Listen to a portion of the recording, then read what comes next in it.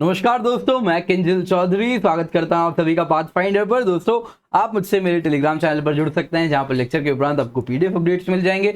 और साथ ही साथ ये मेरी अनअकैडमी प्रोफाइल है, जहां पर यदि आप मुझे फॉलो करें तो मेरे द्वारा बनाई गई जितनी भी फ्री स्पेशल क्लासेस हैं उनकी नोटिफिकेशन आपको टाइम टू टाइम मिलती रहेंगी। तो दोस्तों, रिसेंटली गोवा माइनिंग इशू वापस से फोरफ्रंट पे आ गया है, वापस से न्यूज में है एंड सुप्रीम कोर्ट ने कुछ नया इस पर डिसीजन दिया है। तो क्या है ये सब कुछ, आइए जानते हैं।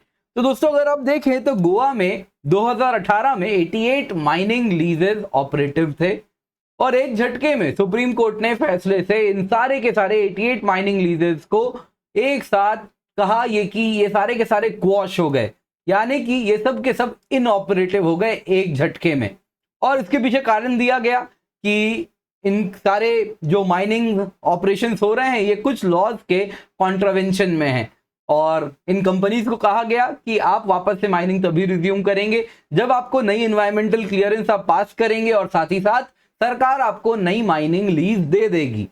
तो इसी को दोस्तों मीडिया में माइनिंग बैन कहा जा रहा था, क्योंकि कोई भी एंटिटी के पास, किसी भी कंपनी के पास गोवा में माइन करने के लिए लीज इस वक्त नहीं है और कोई भी कंपनी अभी तक लीज होल्ड नहीं करती है।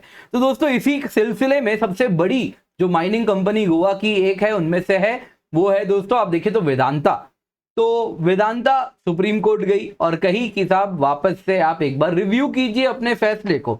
तो सुप्रीम कोर्ट ने कहा कि वापस से रिव्यू करके कहा कि नहीं, आपको लीज नहीं दिया जाता है और ये ट्रिक्स यूज करना बंद कीजिए। यूजुअली क्या होता है कि जो जज फैसला देते हैं किसी भी डिसीजन के बारे में तो रिव्यू में अक्सर उन्हीं बेंच के पास वापस से जाता है, लेकिन यहाँ पे ये कंपनी ट्रिक्स प्ले कर रहे थे। इन द सेंस वो जज के रिटायर होने का वेट कर रहे थे और जब जज रिटायर हुए, नए जज आए, तब जाके इन्होंने रिव्यू किया। तो इस ट्रिक यूज करने पर भी सुप्रीम कोर्ट ने काफी ऐतराज जताया है। पर जो भी है दोस्तों, इंपॉर्टेंट है यहाँ पे कि जो माइनिंग की जो बैन हो रखी है गोवा में वो अभी भी कंटिन्यू होने वाली है। तो दोस्तों, गोवा में माइनिंग बैन क्यों हुई, सबसे पहले तो दोस्तों इसके पीछे कारण जो दिया जाता है, अगर आप देखें तो जो 88 माइनिंग लीज गोवा में ऑपरेट कर रहे थे, सुप्रीम कोर्ट पाती है कि वो सबसे पहले तो MMDRA mines and mineral development and regulation act 1957 के वायलेशन में थे। ये जो लीजेस वहां पर गोवा में थे, ये सारे के सारे लीज फॉरेस्ट एक्ट 1980 के भी वायलेशन में थे और एनवायरमेंट प्रोटेक्शन एक्ट 1986 के भी वायलेशन में थे। तो दोस्तों, अगर ये लीज की कहानी हम जाने तो आपको मैं बताना चाहूंगा कि ये जो लीज थे जो इन कंपनी को दिया गया था, ये पोर्तुगीज गवर्नमेंट ने दिया था, तो पोर्तुगीज अथॉरिटीज ने दिया था, तो काफी पुराना है। एंड 1987 में by act Goa Daman and Diu abolition of concession and declaration as mining leases act pass किया जाता है और उसके द्वारा इन्हीं कंपनीज को ये लीज एक्सटेंड कर दिया जाता है और कहा जाता है कि अब से ये लीज 1961 से लेके 2007 तक वैलिड है। फिर क्या होता है, 2007 आ जाता है, उसके बाद ये अब ऑब्वियसली एक नया ऑक्शन होना चाहिए था, पर वैसा कुछ नहीं होता है। क्या होता है कि यही लीज को वापस से एक्सटेंशन मिल जाती है, तो फ्रेश ऑक्शन के बजाय फिर से एक्सटेंशन मिलती है और ये लीज क्या होते हैं, चलते जाते हैं। 2007 से 2014 हो जाता है, 2014 में ये नजर में आना शुरू होता है। तो एक MB शाह कमीशन, ये आपको एग्जाम के पॉइंट ऑफ व्यू से याद रखिएगा, जस्टिस MB शाह कमीशन, इनकी रिपोर्ट सामने आती है गोवा में ये सब इलीगल माइनिंग को लेके, क्योंकि अब अगर ऑक्शन नहीं हुआ, अपने आप एक्सटेंशन दे दिया गया, तो किस का ग्राउंड पे एक्सटेंशन दिया गया, तो ऐसा क्यों, क्या इनका क्या हक है कि इन्हीं को बस माइनिंग करना अलाउड हो, बाकी कंपनीज क्यों नहीं माइन कर सकते। तो ये सारा माइनिंग जो हो रहा था ये 2007 के ऑनवर्ड्स कहा जा रहा है इलीगल माइनिंग है और इससे जस्टिस MB शाह कमीशन का कहना है कि 35,000 करोड़ रुपए का सरकार की ट्रेजरी में इससे नुकसान हुआ है इस इलीगल माइनिंग से। तो दोस्तों, यहाँ पे आपको बताना चाहूंगा कि ये जो एक्सटेंशन थे ये काफी पुराने थे और एक्सटेंशन जो दिया गया था दोस्तों, यहाँ पे जो दिया गया है पोर्तुगीज गवर्नमेंट के द्वारा, वही कंपनीज ऑपरेट करते जा रहे हैं। सेसा गोवा, जो कि आप देखें तो जिसको आज वेदांता ने खरीद लिया है, मेजर स्टेक है वेदांता का उस पे। तो दोस्तों, ये सारे जो कंपनीज हैं, यहाँ पर MB शाह कमीशन ने पाया है कि एक पॉलिटिशियन, ब्यूरोक्रेट एंड बिजनेस, इन तीनों में एक नेक्सस सा बनता हुआ देखने मिला है और इसी वजह से करप्शन यहां पर हो रहा था। ठीक है, तो दोस्तों ये सब कहानी चलती रही पर और इसके बाद सुप्रीम कोर्ट इस करप्शन को देखते हुए फैसला ले लेती है और कहती है कि गोवा में ये सारे के सारे माइनिंग लीज आज से 2018 में सुप्रीम कोर्ट फैसला लेती है और कहती है ये सारे के सारे माइनिंग लीज इनऑपरेटिव हैं, अब से ये काम नहीं करेंगे, सरकार को नया ऑक्शन करवाना है या कोई अन्य रास्ता देखे, पर ये कंपनी अब माइन यहां पर नहीं करेंगे। ठीक है, पर दोस्तों यहां पर आपको बताना चाहूंगा गोवा के लिए माइनिंग बहुत इंपॉर्टेंट है। तो दोस्तों एक स्टडी हुई है आईआईटी धनबाद, जिसको पहले आईएसएम धनबाद भी कहा जाता था, तो आईआईटी आईएसएम धनबाद के द्वारा जो स्टडी हुई है उसके मुताबिक गोवा की जीडीपी की 15% से ज्यादा कंट्रीब्यूशन माइनिंग की होती रही है। इसके सिवा जब से ये माइनिंग बैन, एक झटके में माइनिंग बैन हुआ, तब से जो तालुका है उनके इनकम में 30% ड्रॉप हुआ है और मरमा गांव जैसे तालुकाओं की बात करें तो 50% ड्रॉप हुआ है उनके इनकम में। इसके सिवा दोस्तों अगर हम एम्प्लॉयमेंट की बात करें तो डायरेक्ट इनडायरेक्ट एम्प्लॉयमेंट का जो नुकसान हुआ है वो अगर हम देखें तो उससे 3 लाख हाउस होल्ड इफेक्टेड हुए हैं। इसके सिवा दोस्तों 2015 में जब से एमएमडीआरए एक्ट के तहत कुछ मिनरल और परमानेंट फंड बनने लग गया, तो district mineral foundation and district mineral fund बनने लग गया, जिसके द्वारा जो भी माइनिंग इफेक्टेड डिस्ट्रिक्ट्स हैं उनको क्या किया जाए, उनको माइनिंग के इम्पैक्ट से नलीफाई करने के लिए उसमें पैसे दिए जाते हैं। तो वो जो पैसा गोवा मिनरल और परमानेंट फंड में गया है वो 118.7 करोड़ गया है, जो कि लोगों के उत्थान में गया था, तो अब तक काफी ज्यादा और पैसे गए होते। तो दोस्तों अगर हम देखें तो गोवा, इसके सिवा जो गोवा की आयरन ओर है दोस्तों, वो अगर आप देखें तो लो क्वालिटी आयरन ओर है एंड इसका इंडिया में खास इस्तेमाल नहीं होता है। ये सारा आयरन ओर अगर आप देखें तो एक्सपोर्ट किया जाता है China, Japan. China Beijing Olympics के पहले बहुत ज्यादा हमारा गोवा वाला आयरन ओर ले रही थी। तो ये सारा आयरन ओर इन कंट्रीज में भेजा जाता है, एक्सपोर्ट किया जाता है, क्योंकि ये लो ग्रेड आयरन ओर है तो हमारे यहाँ खास इस्तेमाल नहीं है। तो इस वजह से दोस्तों हमें फॉरेन एक्सचेंज की भी अर्निंग होती है, करीबन $1 बिलियन सालाना। इनके वजह से देश को फॉरेन एक्सचेंज भी मिलता है इस लो आयरन ओर के द्वारा। इसके सिवा दोस्तों जो सडनली बस एक झटके में जो हमने माइनिंग बैन करवा दिया गोवा में, उससे इन्वेस्टर के कॉन्फिडेंस में भी काफी ड्रॉप आया है और long term ease of doing business में भी इंपैक्ट हुआ है। तो ये सब आईआईटी आईएसएम धनबाद के स्टडी ने पाया है। तो जाहिर सी बात है माइनिंग का इकोनॉमिक एंड सोशल इंपैक्ट भी है, गोवा के लिए बहुत इंपॉर्टेंट है, but at the same time इसी सिक्के का दूसरा पहलू भी है, इन्वायरमेंटल डैमेजेस भी बहुत है माइनिंग के। तो अगर बस मैं आपको लिस्ट के लिए बताऊं, कुछ ही बताऊं, क्योंकि इन्वायरमेंटल डैमेजेस माइनिंग के भतेरे हैं, एक करीबन 1 घंटे का लेक्चर बन सकता है। तो कुछ इंपॉर्टेंट बताओ दोस्तों, तो वाटर पोल्यूशन होता है, माइन से एसिड माइन ड्रेनेज होता है। होता यूं है कि जो सल्फाइड रॉक्स होते हैं जब वो पानी के संपर्क में आते हैं तो इस दौरान वो सल्फाइड रॉक सल्फ्यूरिक एसिड बनाने लगते हैं और ये सल्फ्यूरिक एसिड जो माइन में इर्द गिर्द बाकी के मेटल्स हैं उनको अपने में डिसॉल्व करने लगते हैं। ये डिसॉल्व करके नदियों में चले जाते हैं तो नदियां पल्यूट हो जाती हैं, ग्राउंड वाटर में सीप कर जाते हैं, ग्राउंड वाटर को लीच कर जाते हैं तो ग्राउंड वाटर डैमेज हो जाता है। वैसे ही दोस्तों आप अगर सॉइल क्वालिटी की बात करें तो टॉप सॉइल को निकाल दिया जाता है, तो वो इस दौरान आप अगर देखें तो पल्यूट हो जाता है।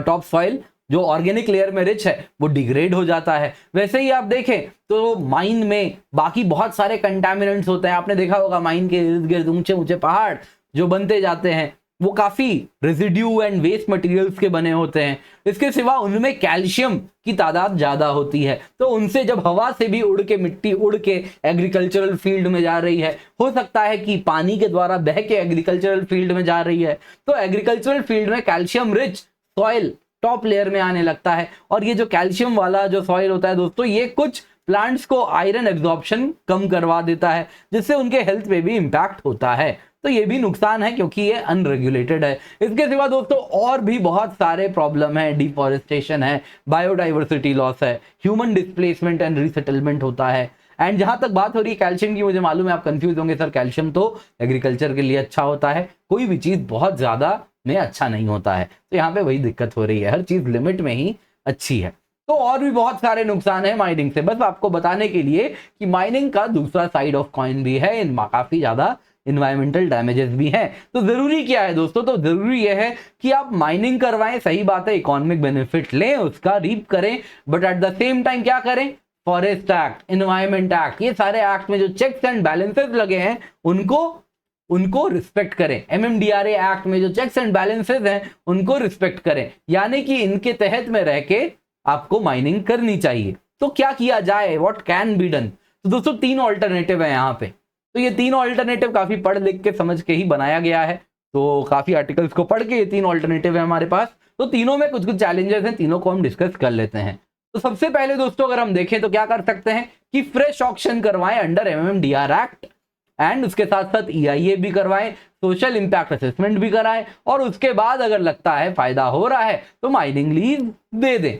पर चैलेंज क्या है दोस्तों, चैलेंजेस ये है दोस्तों कि यहाँ पे इससे वापस से कुछ लिमिटेड ग्रुप ऑफ कंपनीज जो कि गोवा में माइनिंग कर रहे हैं वो इसी का इंतजार कर रहे हैं, जो कि अब तक इलीगल माइनिंग कर रहे थे वो इसी के इंतजार में बैठे हुए हैं। तो वो क्या होंगे, वापस से पिक्चर में आ जाएंगे और इलीगल माइनिंग जो किए हैं वो वापस माइनिंग शुरू कर देंगे बिना का हर्जाना भरे।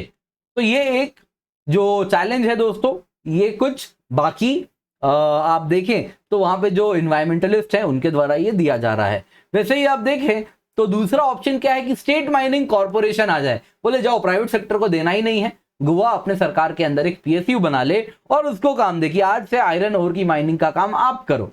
दोस्तों इसमें भी चैलेंज है। चैलेंज क्या है, तो अगेन ये एनवायरमेंटलिस्ट क्या कह रहे हैं कि स्टेट कॉर्पोरेशन एक प्रॉफिट मेकिंग बॉडी की तरह ही काम करते हैं, और जब वो प्रॉफिट मेकिंग काम कर रहे हैं तो वो भी इंडस्ट्री ओरिएंटेड होते हैं, भाई उनको भी प्रॉफिट दिखाना है ऑपरेट करने के लिए, तो वो भी एंटी पीपल हो सकते हैं, वो भी माइनिंग के दौरान जो लोगों का रिहैबिलिटेशन डिस्प्लेसमेंट हो रहा है, माइनिंग जो लिमिट्स दी जा रही थी उससे ज्यादा जो प्राइवेट सेक्टर माइनिंग कर रहे थे वो सारे प्रैक्टिसेस में ये भी इंडल्ज कर सकते हैं, तो ये भी काफी ज्यादा इलीगल प्रैक्टिसेस कर सकते हैं।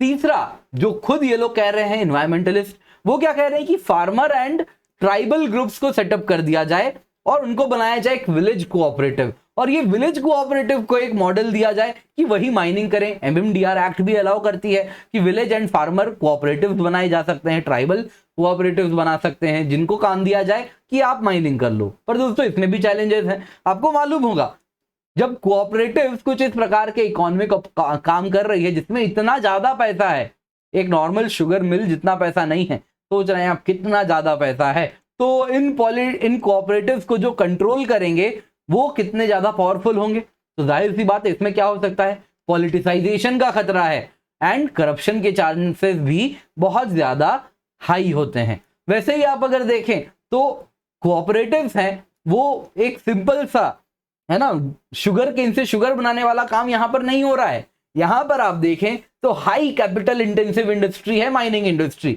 हाईली इनोवेशन ओरिएंटेड इंडस्ट्री है, ग्लोबली कॉम्पिटिटिव बनना है। तो क्या ये कोऑपरेटिव्स में वो बात है कि वो इतना ज्यादा कैपिटल इंटेंसिव काम कर सके, इनोवेशन इंटेंसिव काम कर सके, और क्या वो ग्लोबली कॉम्पिटिटिव होंगे? क्या वो इनएफिशिएंसी से, यूजुअली कोऑपरेटिव्स अगर हम देखें तो टेक्नोलॉजी यूज कम होती है, इनएफिशिएंसी ज्यादा होती है, तो क्या वो इन सब से जूझते हुए आज के ग्लोबलाइज्ड वर्ल्ड में क्या कॉम्पीट कर पाएंगे? तो दोस्तों तीनों में कुछ कुछ चैलेंजेस हैं, तो अलग अलग अब देखते हैं क्या फैसला हो। तो इन 3 ऑप्शंस में ही कशमकश चल रही है, एंड इस वजह से 2018 से अब तक स्टेलमेट चल रहा है, पता ही नहीं चल रहा है सरकार करे तो करे क्या।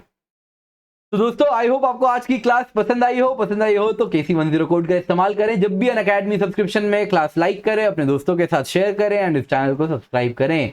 तो दोस्तों अनअकैडमी में जब भी आए यूज कोड KC10, क्योंकि इससे आपको सिर्फ 10% ऑफ नहीं मिलता है, बेस्ट मेंटरशिप मिलेगी, डायरेक्ट हैंड होल्डिंग मिलेगी, बेस्ट नोट्स मिलेंगे, और जो गाइडेंस है वो सारे सब्जेक्ट्स ऑफ जीएस ऐसे ज्योग्राफी ऑप्शन में मिलेगी जब आप इस कोड का इस्तेमाल करेंगे। इसके सिवा दोस्तों अनअकैडमी आए तो ये आपके पास ये मेरा स्पेशल क्लास का लिंक है, तो इसको फॉलो करें यहाँ पर मुझे, और इससे मेरे द्वारा बनाई गई जितनी भी स्पेशल क्लासेस हैं वो सब आपको अवेलेबल हो जाएंगी।